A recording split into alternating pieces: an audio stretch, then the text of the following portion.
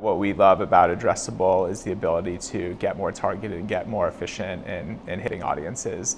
And what we're really happy about is the scale that's come in the last year, year and a half in that space. So while it used to be more of a test and learn area where we could try some small things, I think both Dish and Direct have grown tremendously in their capabilities at the household level, and you've now seen growth from Cablevision and from Comcast and from now Time Warner getting into the space as well. So really by the end of this year, you could be upwards of 50 million homes that have full addressable access. So the scale of it, and then on the data side, going from what used to just be 1 or 2 data providers to now maybe close to a dozen data providers. So the combination of audience scale plus scale of data has made it a much broader offering to more industries. Initially, the bigger industries like auto, for one, where they have a really rich set of data and can follow that consumer throughout the process, can take advantage of it in a big way, and we've done that in our work with GM. But I do think there's opportunity now across all categories. I think there's an opportunity in the retail space. I think there's opportunity in the CPG space.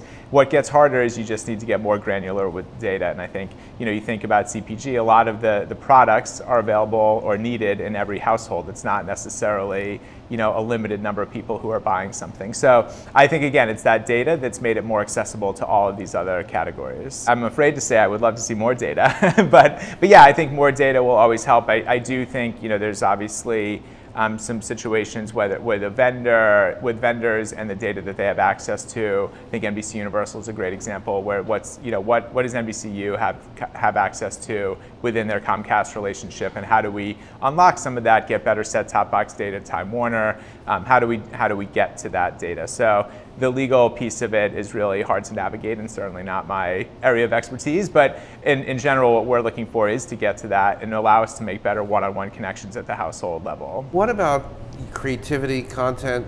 It's also interesting. I mean, would you say that addressable is allowing different kinds of advertisers to target where maybe they didn't, and how does that affect planning and perhaps even the creativity around that media? Yeah, I think 2 things. I think it's what it's allowing you to do is go find very most likely very active consumers, people who are more intent to make a purchase. So that's the great thing about what we can do with addressable. We're still running national TV campaigns, but this allows us to just go one step further, find that very specific audience and maybe overserve them a little bit. The creative aspect is what I think really can set you apart.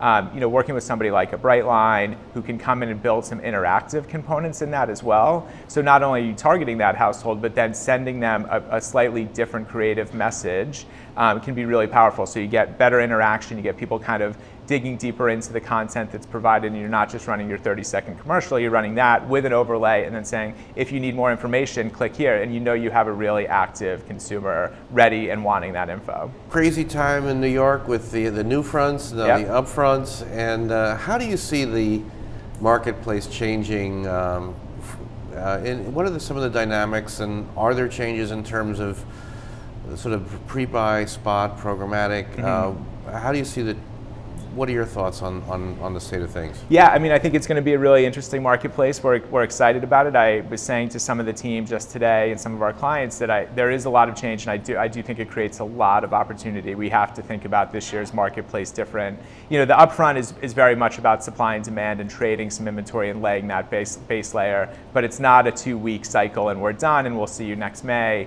I think that it's about how do we continue this conversation and how do we start to set some framework and ground rules around how we're going to grow this. How do we start to unlock some of that data, unlock some of those platforms? But it can't be a conversation that's done in June and then we pick it up next May. This is a conversation that we're just getting into. We're just securing some inventory as part of our upfront to lay a base, and then it's going to kind of go from there. So, I think upfront conversation started in January and will continue into December, and then we'll just pick it up again next year. This is a moment in time that's really important to help us lay down a base, but we've got to continue the conversation. Well, I think 2 things come up when I start to think about digital video. One, we found it to be very effective. We know that moving money to digital video helps complement an overall TV strategy, can help increase reach, but we know that we got to find the right balance, and depending on category and demo demo. Finding that balance is really important, and that's why there's a lot of churn. Some money moving back from digital to TV, some money moving from TV back over to digital. But I think two things come up. Data is certainly important. So as we think about using things like VCE and OCR to buy demographics in the digital space, but how do we start to apply data to get to actual people as opposed to those broad demos? So we're starting to cross that bridge. And then the other piece is content and creative. So we know that a lot of digital video dollars now are actually running in mobile devices, Facebook being the best example of this, billions of impressions every day, but the majority of those are running on a mobile device. So how do we build better creative that can be more effective, and what's the difference between creative and content and time spent and all of those different things? So I think we're spending as much time thinking about what's the balance between TV and digital video, and then once you're in that digital video space, what's the right creative message and how do we do that better?